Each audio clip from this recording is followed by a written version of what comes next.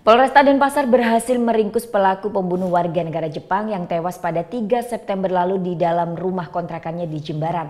Pelaku menghabisi korban setelah kepergok memasuki rumah untuk mencuri uang korban.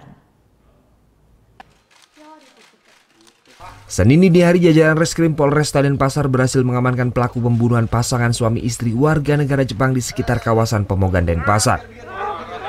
Dari hasil pemeriksaan sementara, pelaku Putu Astawan nekat melakukan pembunuhan setelah korban perempuan Matsubo Hirogo memergoki pelaku memasuki rumahnya tanpa izin.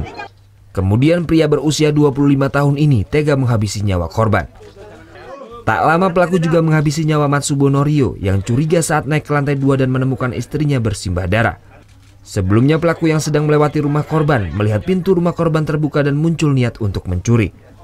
Pelaku dengan mudah masuk ke rumah korban dan melihat korban yang sedang ke lantai 2 rumahnya sambil membawa uang yang akan disimpan di dalam tas. Setelah membunuh korban, kemudian pelaku membawa uang korban sebesar 11.000 yen. Untuk menghilangkan jejak, pelaku melakukan pembakaran di sejumlah ruangan. Jadi motifnya dalam melakukan kegiatan ini adalah hutang piutang. Jadi si Putu ini berasal dari negara, ya, dia punya hutang sebesar 10 juta.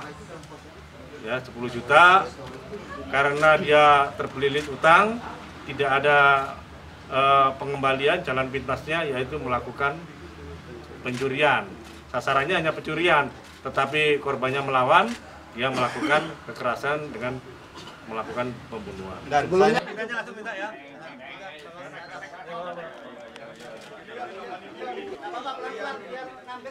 Pelaku dijerat dengan pasal 338 KUHP dengan ancaman hukuman di atas 15 tahun penjara.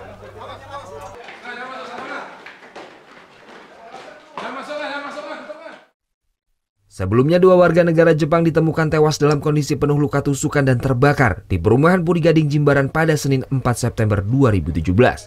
Surya Sanjaya melaporkan untuk NET.